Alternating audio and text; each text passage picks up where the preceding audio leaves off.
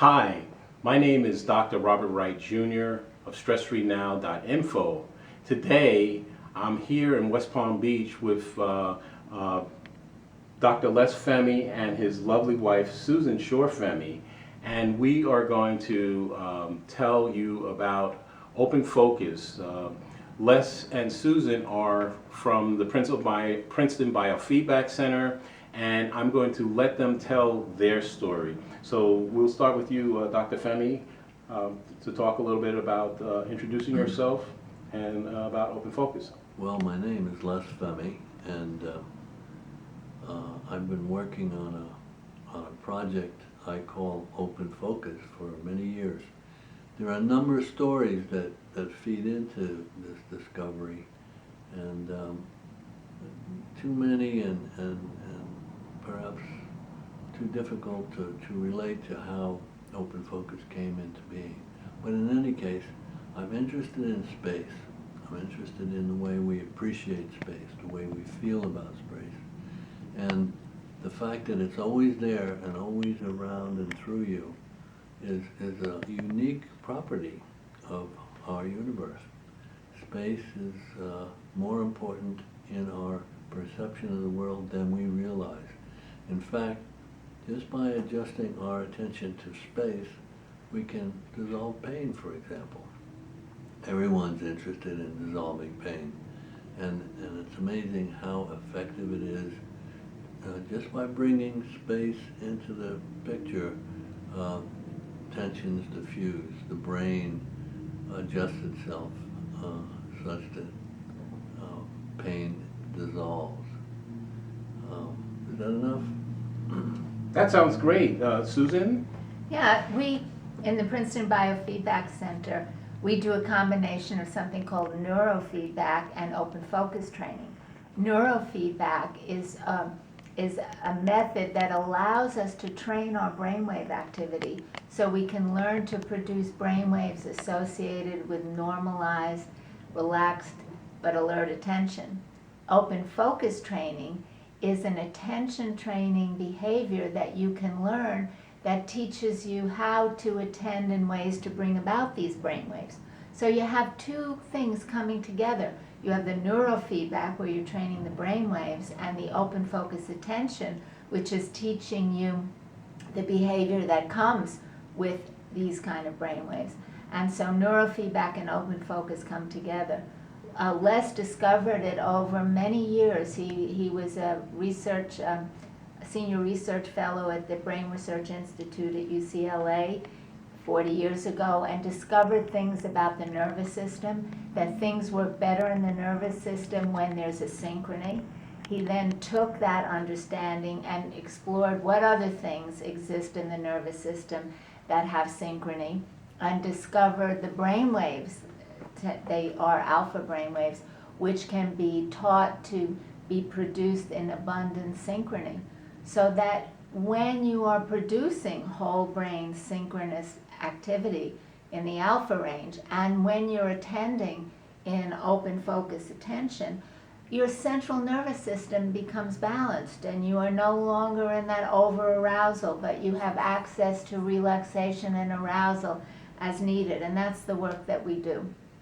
Wonderful, Susan. I want to thank you because what you have described is essentially achieving an elevated relaxation response, which goes to contribute towards allostasis and then leading to homeostasis. And so although we don't normally talk about that, that's actually what is happening. And we say relaxation is a side effect. Normalization is what we're aiming at, and relaxation is a side effect. Okay, so excellent. So Susan, you have, I think our guests could really benefit from hearing a little bit of your personal story about anxiety and how you've dealt with it. And then also, could you elaborate on how you work with helping clients that have anxiety?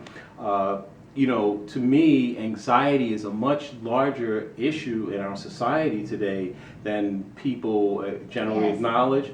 People talk about stress, people talk about grief, people talk about pain, but panic attacks and a general sense of anxiety. And I like, if you could, to talk about a little bit about what anxiety is in terms of the when a person starts to catastrophize, and so they are typically either projecting into the future about some event that may happen, or they're ruminating about some event in the past. And what I've found with clients is that when I ask them, can you feel anxious if you're fully present in the present moment? And they generally say no. So I think our Yeah. audience could benefit from that. Well, as you were saying before, that when you start attending to space, when you bring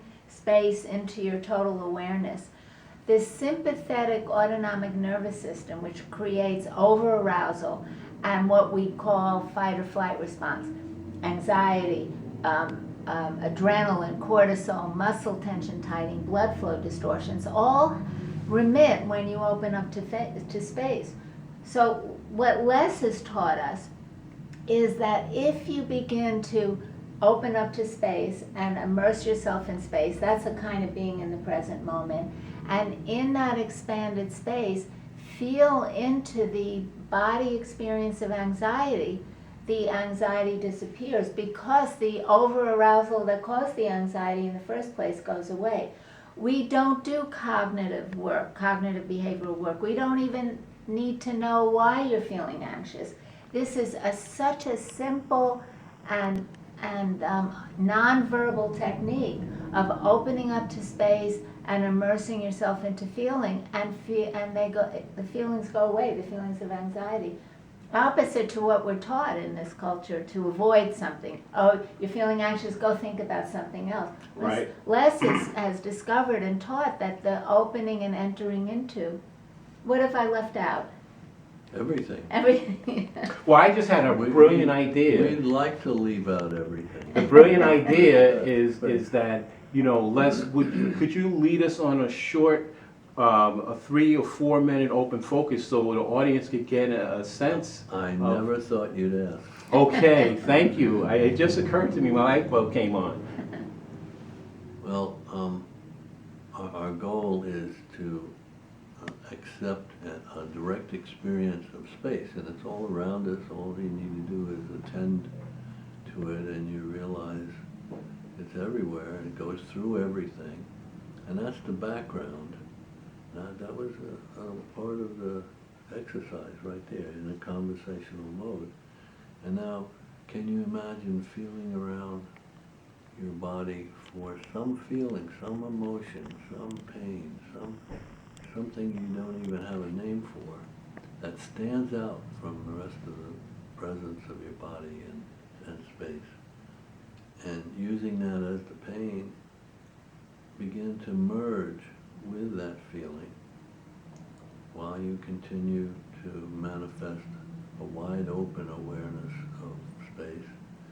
And imagine bathing in the pain, loving your way right into the heart of the pain and letting it spread. And a number of repetitions of this, maybe 2, maybe 3, and the pain is diffused and dissolved. It may come back because we have certain habits that cultivate the return of pain. However, all you need to do is go back to open space and merging with the pain, and we're back to zero again. Eventually we learn not to adopt the habits that produce the anxiety or whatever it is that we're wanting to dissolve. I know you asked for anxiety, and it is one of the main problems of civilized men. They're so used to narrow focusing and gripping with their minds. They have headaches and frontal lobes and parietal lobes and neck aches, etc., because we're holding those body parts in a grip. And what we want to do is melt into that grip, that tension, that feeling of holding, and emerge, and merge with space and feeling.